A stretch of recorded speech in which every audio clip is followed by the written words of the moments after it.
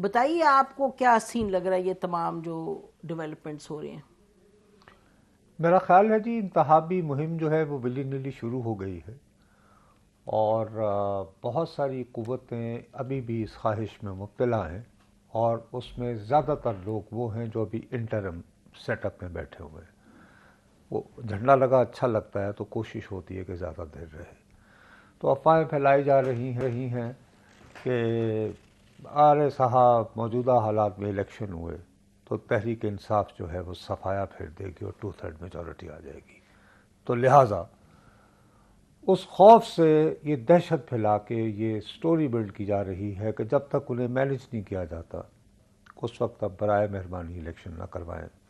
پھر ساتھ ہی یہ ڈرامے لگ رہے ہیں کہ اچانک گزشتہ 2-3 ہفتوں سے ملک کی معیشت جو ہے وہ معجزاتی طور پر بڑی اچھی ہو رہی ہے۔ ہمارے بڑے سینئر اس کی وجہ سے بھی پریشان ہیں، صحافی جن بزنس امور کا بڑا پتہ ہے۔ میں تو اکنامک لٹریٹ ہوں بھی، اپنی تنخواہ بھی نہیں پراپر گن پایا کبھی، نہ نیگوشیٹ اتنی ملتی ہے کہ گن نہیں سکتے؟ نہیں مطلب کہ پتہ تو عید ملتی سی ویسے بھی۔ وہ یہ کہ ٹویٹر بھی ان کے آ رہے ہیں، وہ کہہ رہے ہیں کہ ارے صحافی کمیونٹی بہت پریشان ہے کہ کہیں ایسے میں الیکشن نہ ہو جائے اور وہ پتہ چلے کہ بہت انسٹیبلٹی۔ آج ہی میں نے دیکھ رہا تھا، بہت سینئر لوگ ہیں، نام کیا لینے، لیکن میں اس بات پہ مصر ہوں کہ الیکشن ہوں گے، 8 فروری کو ہی ہوں گے۔ اگر نہیں ہوں گے تو واقعتاً ملک کا دیوالیہ ہوگا۔ اور اگر کوئی شخص یہ سوچ رہا ہے کہ جی ایک صاحب کی، ایک تو میں جتنی بھی تھوڑا بہت انتخابی ڈینامکس کو سمجھتا ہوں، دیر ڈیفینیٹلی سم ایج اور کوئی سمپتھی بھی ہے تحریک انصاف کے لیے، لیکن یہ کہنا کہ وہ 2/3 میجورٹی لے لیں گے، عقل کا اندھا ہی یہ بات کرے گا۔ سب سے بڑی بات یہ ہے کہ ہمارے ہاں پریزیڈنشیل الیکشن نہیں ہونا، ایک پارلیمان کا الیکشن ہونا ہے۔ اسلام آباد کے 3 حلقے ہیں، برائے مہربانی مجھے ان 3 میں تحریک انصاف کے امیدواروں کے نام بتا دیں۔ ٹھیک، باقی بات میں بعد میں کروں گا، وہ مجھے نام پتہ چل جائیں تو جب ہی ہم بات کریں گے نا۔ ہاں، جس انداز میں لوگوں کو امیدوار نہیں بننے دیا جا رہا، کیا اس پروسیس کو کنڈون کیا جا سکتا ہے یا نہیں، وہ ایک الگ بحث ہے۔ 2018 کا ریپیٹ تو نہیں ہو رہا، تو جو ڈاکٹر مصدق صاحب کی پارٹی کے ساتھ گزشتہ مرتبہ ہوا تھا اس دفعہ کسی اور کے ساتھ ہو رہا ہے، اور یہ اب نئے لاڈلے بن رہے ہیں، تو اللہ انہیں خوش رکھے۔ لیکن ان کا لیڈر میرا خیال ہے کہ وہ تیار نہیں۔ آج ان کا جو سٹیٹمنٹ ہے اس میں کہہ رہے ہیں کہ مجھے عدالتوں سے بری نہ کرواؤ، یہ بھی بتاؤ کہ میرے ساتھ ہویا کی سی۔ تو اللہ کرے وہ قائم رہیں، لیکن وہ ووٹ کو عزت دیتے ووٹ کو عزت دینے کے بجائے ایکسٹینشن دے دیتے ہوتے ہیں، تو کوئی پتہ نہیں وہ کل کیا کہہ دیں۔ لیکن آج انہوں نے مطالبہ کیا ہے تو میں ان کے مطالبے کی بھرپور حمایت کرتا ہوں، ڈاکٹر صاحب کریں یا نہ کریں۔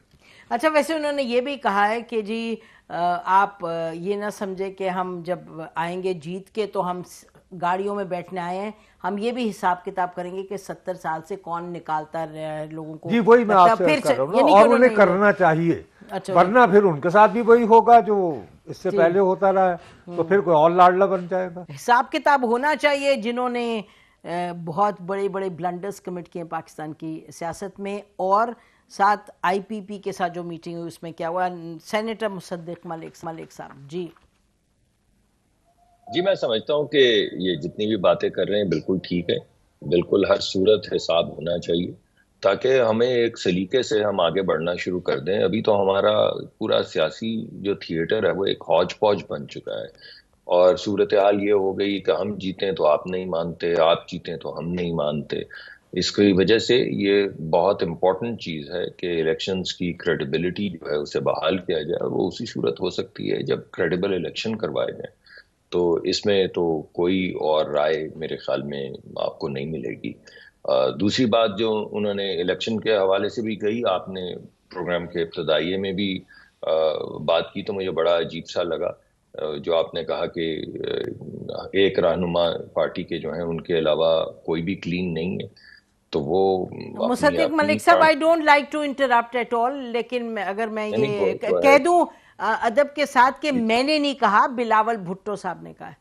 جی میں نے یہی کہا، میں نے پارٹی کے سربراہ کہا ہے نا، کہ اچھا ایک پارٹی کے سربراہ نے یہ کہا ہے۔ جی میں تو وہی بات کی ہے، اور میں تو بلکہ ان کا نام بھی نہیں لیا، میں نے کہا پارٹی کے سربراہ نے کہا ہے، مگر ان کی اپنی پارٹی میں کافی بزرگ سیاستدان ہیں جن پہ مختلف اوقات میں الزامات بھی لگتے رہے. تو وہ کیا یہ کہہ رہے ہیں کہ باقی سب کرپٹ ہیں؟ ہم ان کی اپنی پارٹی کے جو بزرگ رہنما ہیں وہ بھی کرپٹ ہیں اور وہ صرف اکیلے ہی نان کرپٹ آدمی؟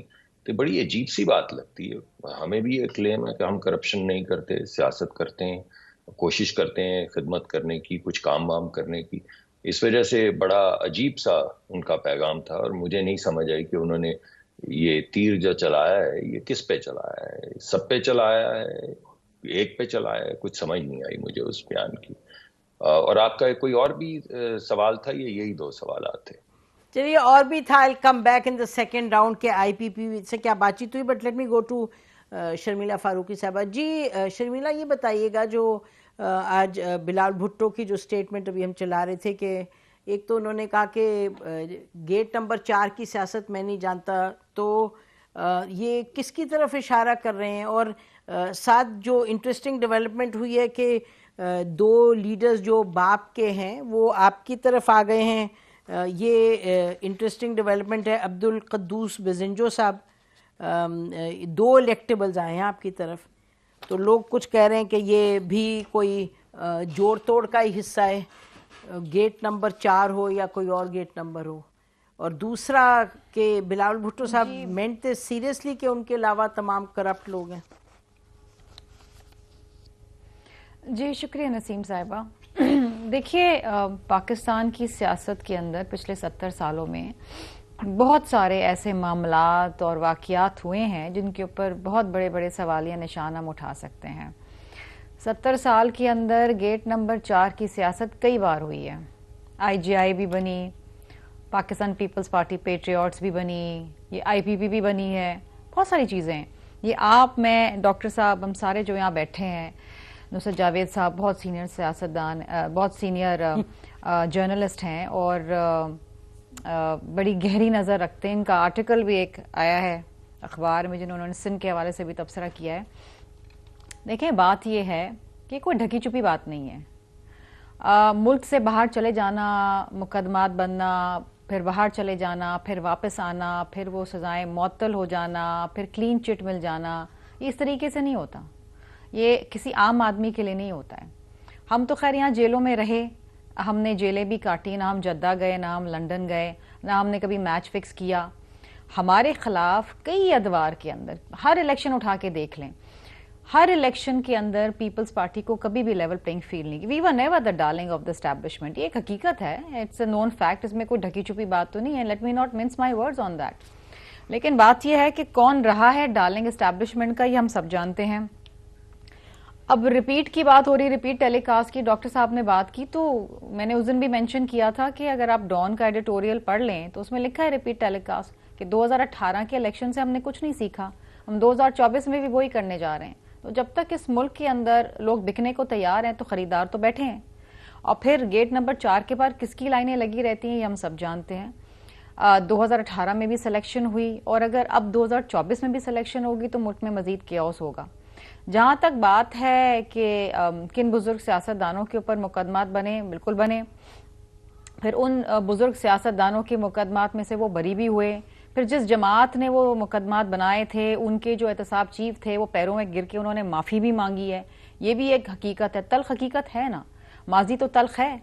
اب جب شہید محترمہ بینظیر بھٹو صاحبہ حیات تھیں اور میثاق جمہوریت انہوں نے لنڈن میں میاں صاحب کے ساتھ بیٹھ کے کی, تو پھر اس میثاق جمہوریت کے اوپر کس نے عمل داری چھوڑ دی؟ ہم تو کرتے رہے. ہم نے تو پی ڈی ایم بھی بنائی ان تمام غیر جمہوری قوتوں کو ڈیفیٹ کرنے کے لیے. پھر کیا ہوا اس پی ڈی ایم کے اندر؟ ہمیں ہی نکال دیا گیا, ہم پہ شو کاز نوٹس مارا. الیکشنز میں ہم نے ان کو قائل کیا کہ آ کے لڑیں, بائی الیکشنز میں جائیں. یہ تو بائیکاٹ کر کے بیٹھے تھے, انہوں نے کہا تھا استعفے دے کے گھر بیٹھ جاؤ. یہ تو میدان خالی چھوڑ کے بھاگ گئے تھے نا. ہم نے قائل کیا کہ الیکشن لڑیں, ووٹ آف نو کانفیڈنس لے کر آئیں, جمہوری عمل کے اندر حصہ لے کر آئیں, کانسٹیٹیوشنل کام کریں. ہم تو وہ جماعت ہیں جس کے بانی نے اس ملک کو متفقہ آئین دیا. ہم تو آئین اور قانون سے باہر کوئی بات کرتے ہی نہیں ہیں, اور آج بھی ہم انہی کی بات کر رہے ہیں. ووٹ کو عزت دو. 4 سال سے تو یہ نعرہ لگا رہے تھے کہ ووٹ کو عزت دو. اب وہ نعرہ کدھر گیا؟ مجھے بڑی اچھی لگی نصرت جاوید صاحب کی بات کہ اب تو ووٹ کو ایکسٹینشن دینے کی بات ہو رہی ہے اور ووٹ کے اوپر ڈیل ہو گیا ہے.